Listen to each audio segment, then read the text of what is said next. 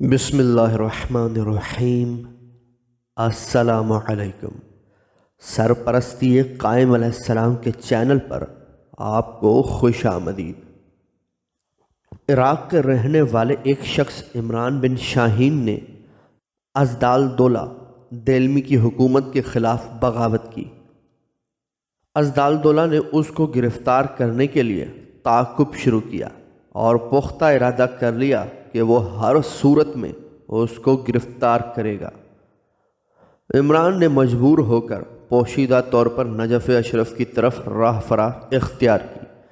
وہاں بھیس بدل کر رہنے لگا اور مولا امیر المؤمنین علی علیہ السلام سے پناہ طلب کی کہ وہ اسے ازدال دولہ سے نجات دیں۔ ایک دن امیر المؤمنین علی علیہ السلام کے گنبد کے نیچے دعا و نیاز میں مشغول تھا کہ رات کو عالم خواب میں حضرت کی زیارت کی۔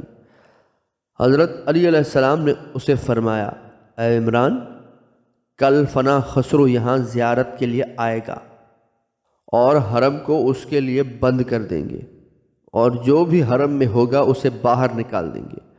پھر حضرت نے اپنے دست مبارک سے گنبد کی ایک کونے کی طرف اشارہ کیا کہ تم یہاں چھپ کر بیٹھ جانا اور تم کو کوئی نہیں دیکھ سکے گا۔ فنا خسرو جب آئے گا تو دعا و زیارت میں مشغول ہوگا اور خدا کی بارگاہ میں عاجزی و انکساری کے ساتھ دعا کرے گا اور خدا کو محمد و آل محمد کی قسم دے گا کہ اللہ تعالیٰ تجھے اس پر کامیاب کرے۔ جب وہ یہ کہے تو تم اس کے نزدیک جانا اور اسے کہنا کہ اے بادشاہ، وہ شخص کون ہے جس کے بارے میں آپ خدا کی بارگاہ میں گڑ گڑا کر خدا کو محمد و آل محمد کی قسم دے کر دعا کر رہے ہو کہ اللہ تعالیٰ تمہیں اس پر کامیاب کرے؟ اس پر فنا خسرو کہے گا کہ وہ شخص ہے جس نے میری حکومت کے خلاف بغاوت کی اور لوگوں کے درمیان تفرقہ و انتشار پیدا کیا۔ اس کے بعد تم اسے کہنا کہ اگر کوئی تمہیں اس پر کامیاب کرے اور اس کے بارے میں تمہیں خوشخبری سنائے تو تم اسے کیا دو گے؟ اس کے جواب میں وہ کہے گا کہ جو کچھ وہ چاہے گا میں دوں گا، یہاں تک اگر وہ مجھ سے کہے کہ میں اسے معاف کر دوں تو میں اسے معاف بھی کر دوں گا۔ تم اس وقت اس کے سامنے اپنا تعارف کرانا۔ اس صورت میں تم اس سے جو توقع رکھتے ہو وہ آرزو اور توقع پوری ہوگی۔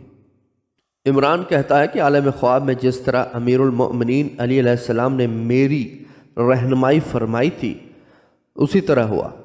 ازدال دولہ زیارت کے لیے آیا اور دعا و نماز میں مشغول ہو گیا۔ اس نے خدا کو عمران بن شاہین پر کامیاب ہونے کے لیے محمد و آل محمد کی قسم دی، اور میں چونکہ ایک کونے میں چھپا بیٹھا تھا اس کے سامنے آیا اور وہی سوال اس سے کیے۔ اس نے بھی جواب میں وہی کہا جو بھی مجھے اس کے بارے میں مطلع کرے گا، یہاں تک کہ اگر وہ مجھ سے اس کی معافی کی بھی درخواست کرے گا تو میں قبول کروں گا۔ یہ سنتے ہی میں نے اس سے کہا، میں ہوں عمران بن شاہین۔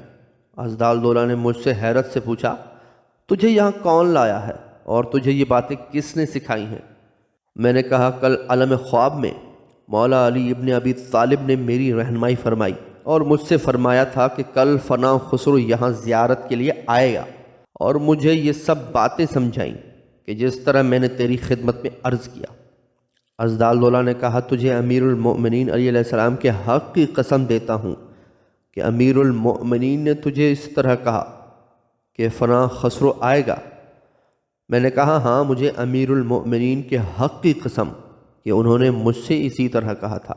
ازدال دولہ نے کہا، میرے اور میری والدہ اور دایا کے سوا میرے نام فنا خسرہ سے کوئی بھی واقف نہیں، اور کوئی نہیں جانتا کہ میرا نام فنا خسرو ہے۔ عمران نے پھر کہا، مجھے امیر المومنین کے حق کی قسم ہے کہ امام علیہ السلام نے مجھ سے ایسا ہی کہا تھا۔ ازدال دولہ نے پھر اپنے سابقہ جملے کو دہرایا کہ میرے اور میری والدہ اور میری دایا کے سوا میرے نام فنا خسرو کو کوئی نہیں جانتا۔ پھر اس نے اسی جگہ عمران کو معاف کر دیا اور اسے اپنا وزیر بنایا اور حکم دیا کہ اس کے لیے لباس و خلعت وزارت لایا جائے، اور خود کوفہ کی طرف روانہ ہو گیا۔ عمران بن شاہین نے خدا سے منت مانی تھی کہ اگر ازدال دولہ اسے معاف کر دے تو وہ ننگے سر اور ننگے پاؤں امیر المؤمنین علیہ السلام کی زیارت کے لیے آئے گا۔ اب چونکہ وہ وزیر بن چکا تھا اور لباس وزارت پہن چکا تھا، اس لیے اسے خوف ہونے لگا اور چاہا کہ رات کی تاریکی میں امام علیہ السلام کی زیارت کے لیے ننگے سر اور پاؤں جائے۔ جب رات ہوئی اور رات کی سیاہی نے پورے جہاں کو اپنے لپیٹ میں لے لیا تو وہ سرو پا برہانہ اکیلا کوفے سے نجف آیا۔ اس واقعے کا راوی حسن بن حسین بن علی بن طحال ہے۔ وہ کہتا ہے کہ امام کے روضے مبارک کی چابی میرے دادا کے پاس تھی اور وہی چابی بردار تھے۔ وہ رات کو سوئے ہوئے تھے کہ خواب میں مولا امیر المؤمنین نے ان سے کہا، اٹھو، ہمارا دوست عمران بن شاہین آ رہا ہے، اس کے لیے دروازہ کھولو۔ میرے دادا نیند سے اٹھے اور شمع کو روشن کیا اور دروازہ کھول کر انتظار میں بیٹھ گئے۔ اچانک انہوں نے دیکھا کہ ایک بزرگ امام علیہ السلام کے روضہ اقدس کی طرف آ رہے ہیں۔ جب وہ بزرگ حرم میں پہنچے تو علی بن طحال نے ان سے کہا، بسم اللہ، ہمارے آقا تشریف لائیے۔ عمران نے کہا، تم مجھے جانتے ہو کہ میں کون ہوں؟ میرے دادا نے کہا، تم عمران بن شاہین ہو۔ عمران نے کہا، میں عمران بن شاہین نہیں ہوں۔ میرے دادا نے کہا، ہاں، آپ عمران بن شاہین ہی ہیں۔ مجھے آپ کے بارے میں امیر المؤمنین نے خواب میں بتا دیا ہے اور مجھے حکم دیا ہے کہ ہمارا دوست عمران بن شاہین آ رہا ہے، اس کے لیے دروازہ کھولو۔ عمران نے کہا، میں تجھے اس کے حق کی قسم دیتا ہوں کہ امام نے ایسے ہی فرمایا تھا۔ میرے دادا نے کہا، ہاں، میں اس کے حق کی قسم کھاتا ہوں کہ امام نے ایسے ہی فرمایا تھا۔ عمران نے خود کو روضہ اقدس پر گرا دیا اور بوسے دینے لگا اور اپنے مدیر اور عامل سے کہا کہ وہ میرے دادا کو 60 دینار دے۔ علامہ مجلسی کہتے ہیں کہ عمران نے نجف اشرف اور کربلا معلیٰ میں گنبد اور ایوان تعمیر کیے اور یہ دونوں ایوان اسی کی نشانی ہیں اور رواق عمران کہلاتے ہیں۔